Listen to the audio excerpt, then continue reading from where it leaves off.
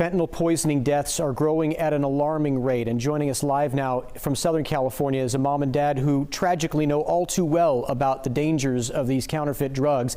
Ed and Mary Turnan from Pasadena, they're joining us now. Ed and Mary, thanks for being here. I know how difficult it is for you to talk about this, but if you could, Mary, we want to talk a little bit about the foundation that you started, but first tell me about your son, Charlie. Tell me a little bit about him and the kind of person he was. Thank you. Yeah, Charlie was a great guy. He was just so loving and kind and funny, and he had a belly laugh that made everybody else laugh. And he was easygoing, and he was very smart, especially in math. He loved sports, and he loved connecting his friends. Everybody keeps saying that he was the glue with all their friends. He was just a great kid. And I know it's painful to talk about, Mary, but take us through how Charlie died. Well, what we know is that Charlie went online and got a Percocet for his back. He had back surgery a couple years ago, so he was familiar with it. And he was waiting for a phone interview, possible job, at 5 o'clock. And then he just decided that he was going to play video games in his room. He took the pill sometime in the afternoon, and then he died. He was self-medicating, and he got poisoned by this fake pill. Ed, we know that you and your wife Mary have created this nonprofit in Charlie's memory called A Song for Charlie, and really what you're trying to do here is you're trying to change the narrative and the way people look at this problem. Would you tell us about some of the specific issues that you're trying to raise awareness about? Yes, thanks, Brian. Songforcharlie.org. We're focused on a couple of things right now. Like the Didiers, we discovered an information gap after Charlie died. Families that we've talked to in this situation, we all kind of go through a WTF moment. What's this fentanyl we're being told about? Most parents, unfortunately, don't find out about this drug until it takes their loved one.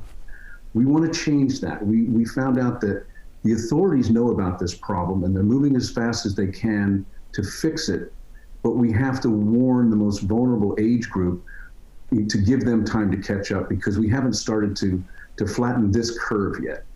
And another part of it is it's a recent problem. It's been around since about 2013, but it's really accelerated since about 2018.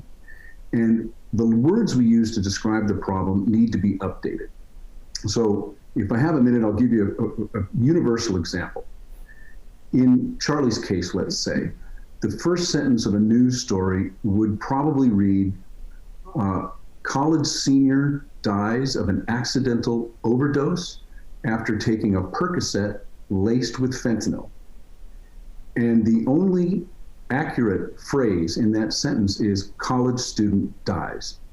The rest of it is not only misleading, it's misinformation, and it's confusing, and it's hindering our efforts to address the problem. So for instance, we have coined the term fentanyls to describe these fake prescription pills made of fentanyl. And you'll notice that I didn't say laced with fentanyl.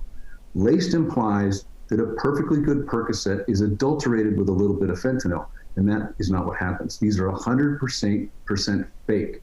These are killer counterfeits. As a result, a death from a fentanyl is not an overdose. When we use the word overdose, it's very easy to victim shame, and the stigma of addiction creeps into a scenario where it doesn't belong.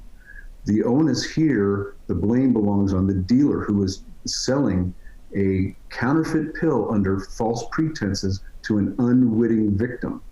And these words, using laced, using overdose instead of poisoned, which is the term that we prefer, it has real implications for law enforcement, for how these cases are tried, and for public perception. So we're determined to update the language around this problem so we can address it properly. Well said, Ed. And Mary, quickly, because we're running out of time, but in about 20 seconds, give me the message, Mary, that you want parents watching right now to know. Just please talk to your kids. Be honest with your kids. Let them be honest with you. If they need to get on any kind of medication, go to the doctor. There's no shame in that at all. But, you know, we prefer go for a run, go take care of yourself in a healthy way.